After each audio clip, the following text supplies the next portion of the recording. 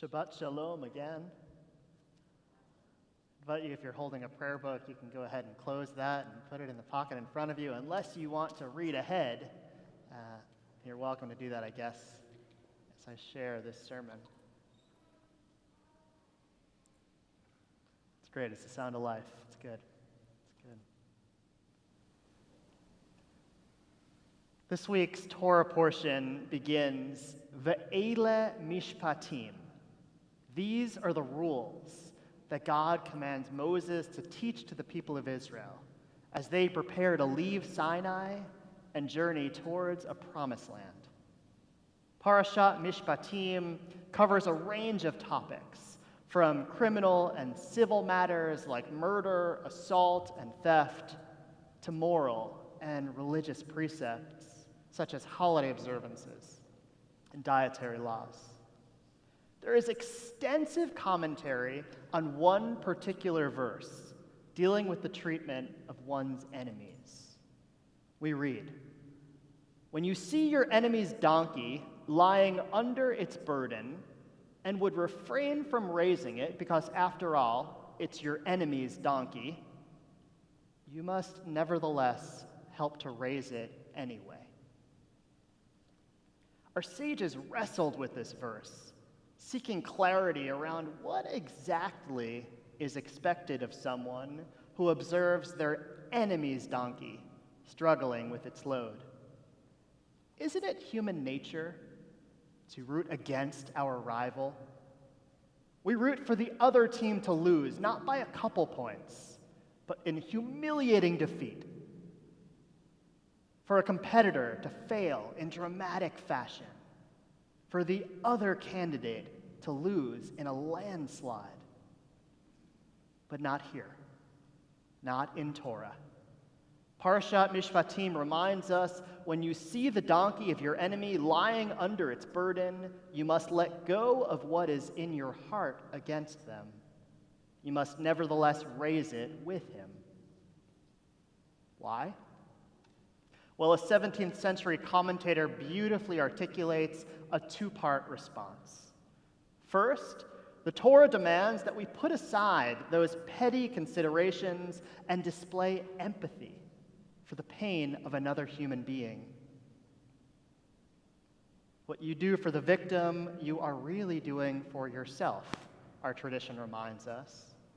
By having demonstrated this kind of empathy, you may feel confident that should the occasion arise, you too will benefit from someone else's empathy.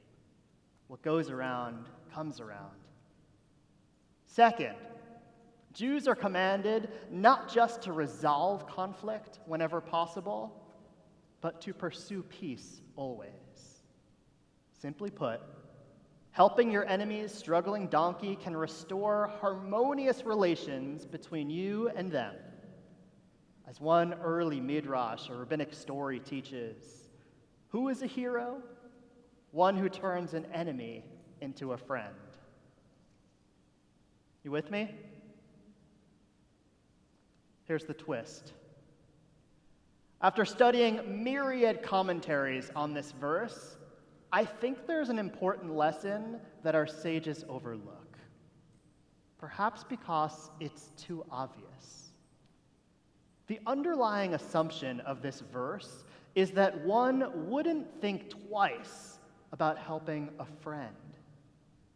There is absolutely no need for Torah to read, when you see your friend's donkey lying under its burden, you must help to raise it. That would be a valuable real estate space and a waste in our Torah scroll. Of course, we always want to be there for our friends. However, sometimes we need to be reminded of that, especially these days, when it often takes every ounce of our energy just to complete our daily tasks. How can we care for others when we are struggling ourselves? We're dealing with a lot these days: a global pandemic, political battles, economic and social injustice, and natural disasters. When you fold in all of our own personal obligations and challenges, it's no wonder that so many of us are feeling exhausted. And frankly, like we have no more energy to care. We're each navigating our own proverbial wilderness. The trauma and stress of these past few years has caused empathy fatigue, another pandemic of sorts, infecting our society. Its emotional symptoms include feeling powerless, not being able to relate to others, agitation, and even isolating ourselves. Among other physical symptoms, empathy fatigue can manifest in our bodies as nausea, change in eating, inability to concentrate, and feeling exhausted. For many, it's becoming more and more difficult to work, to attend school, to parent, to be that friend we want to be, that friend who without question would help to raise another's struggling donkey. In the year 2000, Robert Putnam warned us that we as a society were already becoming increasingly disconnected from each other. We were bowling alone, he said. I fear today that our condition has worsened exponentially. Our social muscle have atrophied. Think about it. The albeit necessary COVID mitigations to slow the spread of the coronavirus, they divide us. We wear masks. We keep our distance from one another. And for periods of time, we even must isolate, be alone, away from everybody else in the world. Over these past 2 years, many of us have worked from home more, have had less face time with colleagues and friends. No, not FaceTime, but time spent face to face. And we are gathering much less too, both in person as well as virtually. B'nai mitzvah, weddings, funerals, they've become private events, more so than ever before. Even when there are COVID-safe options available to participate safely, we often choose not to. So what can we do to refill our empathy tank and to reconnect with one another, to return to that quote-unquote normal? Just as we are instructed in the event of an emergency while flying to put on our own oxygen masks before assisting others, well, this work of reconnecting actually begins with ourselves, too. We are living through a global pandemic that has impacted every single aspect of our lives. And so we must begin in a place of self-compassion, bringing into our awareness our emotions and learning to sit with them, taking note of how we feel physically, emotionally, spiritually. Second, we must give ourselves permission to seek balance in our life, to turn off the news, to put down the social media, to pick up the hobby that gives us joy and show self-love, food, rest, and exercise. We cannot be all things for all people, and we cannot be anything for anyone else before we are better attuned to our own emotion, our own position. Only then can we reach out and meaningfully connect with others.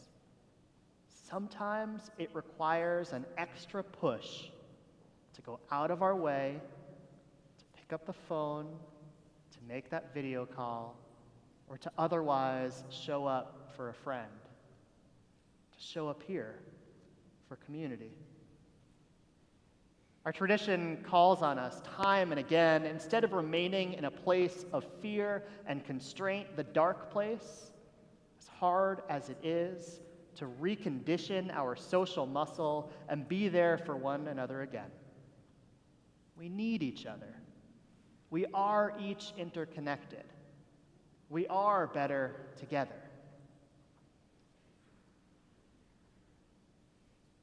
So when you see the donkey of your enemy lying under its burden, you must raise it with him.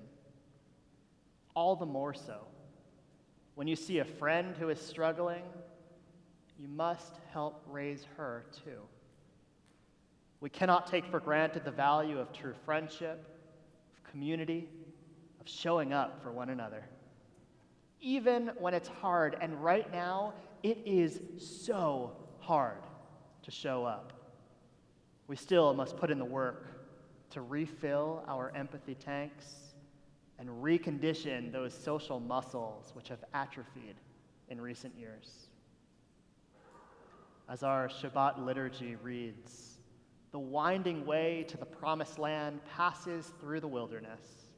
There is no way to get from here to there except by joining hands and marching together. May we each find the courage and strength to dig deep and continue marching on, in touch with our feelings and our struggles, so that we can be present and better able to assist others too. Can you hear Atzon? Shabbat Shalom.